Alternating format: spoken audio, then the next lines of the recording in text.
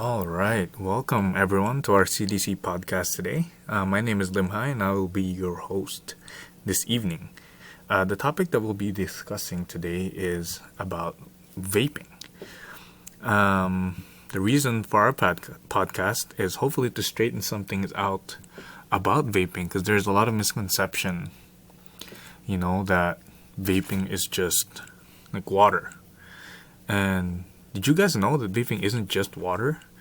So like I said earlier, vaping also includes things like water and flavor, of course, but most of them actually include another chemical called propylene glycol. I think that's how you say it. And this chemical can actually cause things like sleep disorders, nausea, abdominal bloating, and even seizures when you ingest vaping in like big amounts. Although I do agree that vaping is better than smoking, and it is, right?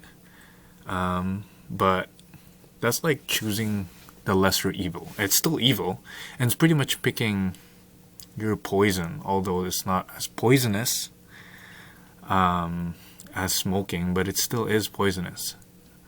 There are also different tolerance that people have. So some people might have like a higher tolerance to the chemicals that are in vaping, that they might not feel the effects of it as much as another person, but it's there. Do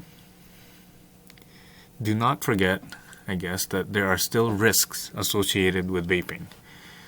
And a lot of the vaping industries actually really like that stereotype that vaping is just steam or just water, because then a lot of people look for that as an alternative to smoking. It's crazy that like today there is 1 in 7 Canadian youth that vape on a regular basis.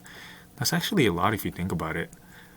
And from the Mayo Clinic website, it actually states that most of the vapes actually still include nicotine in it, which is also found in smoking. Although they do state that not all of the vapes include nicotine. You just have to make sure that you read the fine print in what you buy. So there's a real story about a smoking addict, okay, and it was told by Jamie Putman from healthyliving.com.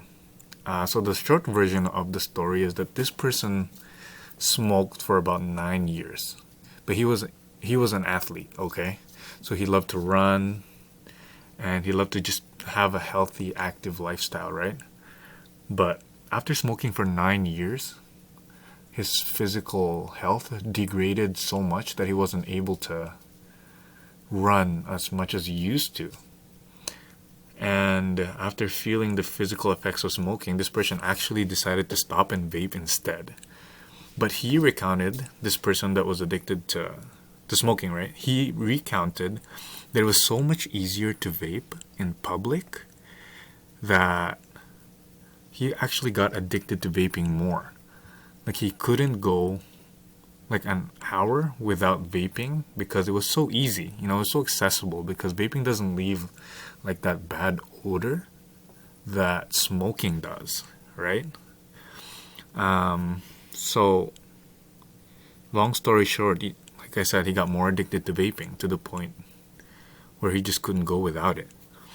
And I think just the best way he described it is to just, instead of looking for a quote-unquote healthier alternative, to actually just stop the bad habit in the first place. I would just like to invite all of us, right, including me, not just for vaping, but from anything, right, to think about what you put in your bodies. Remember that no amount of money can actually buy good health. We only get one body, and that's the one we have right now. I just want to say thank you so much, everybody, for listening to our CDC podcast today. I got most of my information from the Mayo Clinic website. And they give really great, accurate facts actually about vaping. And I encourage you guys to give it a visit if you can. Also, visit our website, freefromvapingmanitoba.com, for more accurate information about vaping as well. Again, this is your host, Limhai. Thank you again, and see you all on the next one.